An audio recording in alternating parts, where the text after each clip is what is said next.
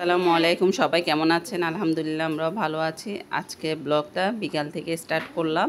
যেহেতু রান্নার কিছু তেমন একটা ছিল না, সেহেতু মনে করলাম গরু মাংসটা রান্না করে ফেলে। খুব গরু মাংসটা রান্নাটা কিন্তু সহজ, এত কিছু ঝামেলা থাকে না গরু মাংস রান্না করতে হলে। ওই দেখেন আমি সরিষার তেল দিয়ে দিলাম। এর মধ্যে তেল যখন গরম হয়ে গেছে, এর মধ্যে আমি আলুটা দিয়ে দিলাম। আলুটা একটু ভাজার পরে আমি আলুটা তুলে নেব একটা প্লেটে। ওই তেলের মধ্যে আমি এখন অন্য অন্য মশলাগুলো, গরম মশলাগুলো দিয়ে দিব। লং, এলাচ, দারচিনি, তেজপাতা, তারপরে এরপরে দিব আমি শুকনো মরিচ দিয়ে দিলাম। একটু আমি ঝাল ঝাল করে গরু মাংসটা রান্না করব।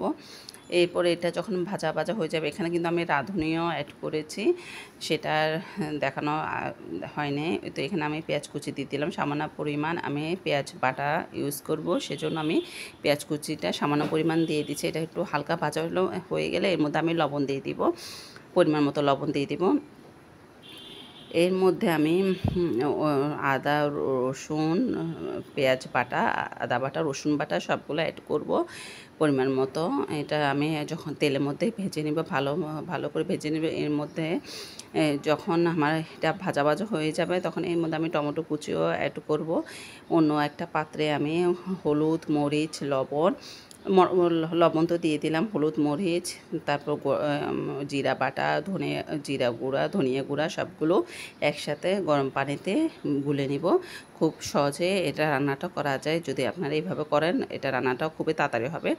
ওই তো এখন আমি ভালো করে মাংসটা কষিয়ে নেব। আমি সচরাচর আমি গরু মাংসটা হাতে মেখে বসায়, আজকে মনে করলাম একটু কষিয়ে রান্না করব ঝাল ঝাল করে, সেজন্য এইভাবে বসিয়ে দিলাম। ওই থেকে আমি টমেটো কুচিটা অ্যাড করলাম।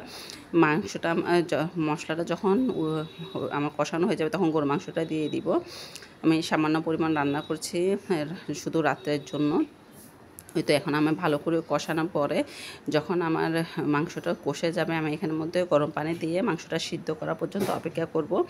ওই তো এখানে আমার মাংসটা কষানো হয়ে গেছে ভালো মতন। যখন সবসময় মনে রাখবে, মাংসটা যত ভালো কষাবেন তত খেতে মজা হবে। তো আমার মাংস কষানোটা হয়ে গেছে। এর মধ্যে আমি গরম পানি দিয়ে দিব। গরম পানি দিলে মাংসটা তাড়াতাড়ি সিদ্ধ হয়ে যাবে, আবার খেতেও কিন্তু ভালো হয় গরম পানি ব্যবহার করলে। তো এখানে আমার এখন মাংস গরম পানি দিয়ে দিব। এর মধ্যে আলুও দিয়ে দিয়েছিলাম।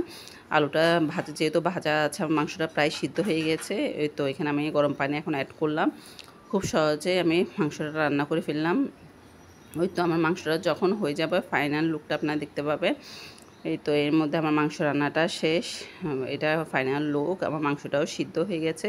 কারণ আমি চুলাটা বন্ধ করে আমি রাত্রে খাওয়ার জন্য চলে আসলাম। তো এখানে আমি গরু মাংস নিলাম, আর দুপুরে ফল নিয়েছিলাম, অনেক গরম। দুপুরে ফলের তরকারি ছিল, এটা দিয়ে আজকে আমি রাত্রে ডিনারটা সেরে নিব।